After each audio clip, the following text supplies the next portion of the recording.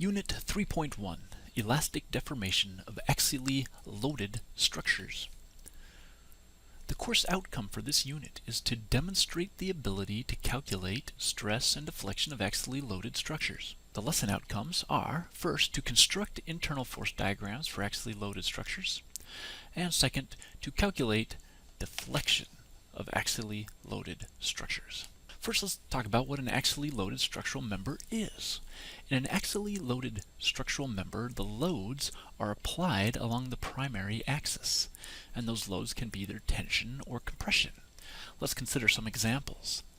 Columns in a structure are loaded in compression.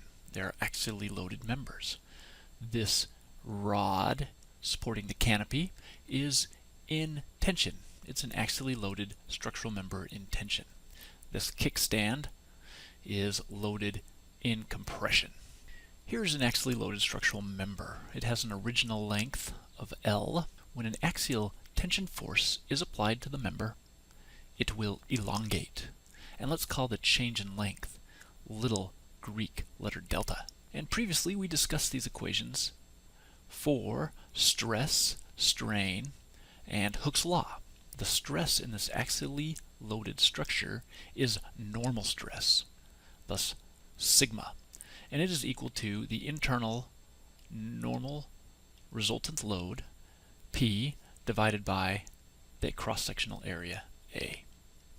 Normal strain is equal to the change in length, little delta, divided by the original length, L.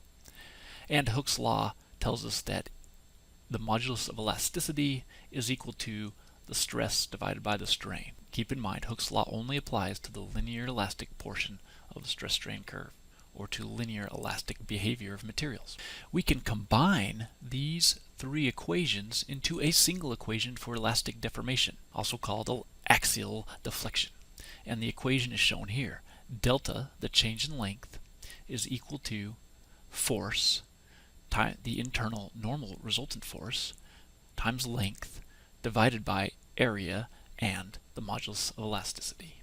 Now for gradually changing internal load, cross-sectional area, or modulus of elasticity along the member length, this expression becomes more useful, where delta is equal to the integral over the length of the internal normal force divided by the area and Young's modulus, all as functions of x. For abrupt changes in internal load, cross-sectional area, and or modulus of elasticity along the member length, this form of the equation becomes useful, where we sum deflections over discrete intervals of the member. Let's see this equation in action. Here's an axially loaded structure. It is supported at A with two forces applied. At point C, an 18 kip external force, and at point D, a 12 kip external force. The dimensions of the members are given. And the problem asks us to find the deflection at D relative to point A. Assume the material behaves elastically. So we want to find how much D deflects relative to A, which is our fixed position. How much longer is this member, or shorter, is this member going to get under these loads? So we want to find how much longer or shorter this member is going to get as a result of these loads. The first thing I will do is draw a free body diagram. By summing the forces in the x direction, I know the resultant force at A is equal to 6 kips in this direction. The first thing I'm going to do is draw a free body diagram. I have replaced the wall at A with a reaction force equal to 6 kips.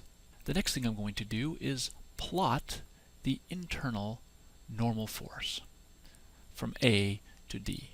Beginning at A, from A to C, the internal normal force remains unchanged, and its magnitude is equal to 6 kips. And because that 6 kips is compressing the member, it's a -6, it is in compression. And it will remain in compression up to point C. At point C, we get a jump of 18 kips in the opposite direction. We end up with an internal force of 12 kips.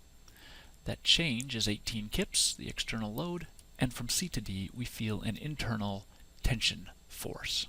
Now I'm going to plot the cross-sectional area. From A to B, the cross-sectional area is pi over 4 times the diameter 3 inches squared.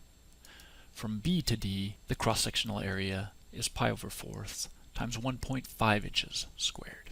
Now I will apply the equation for deflection in an axially loaded member. Now I will apply the equation for delta for calculating the deflection of an axially loaded structure. It will be equal to the sum of the deflection of these three individual parts.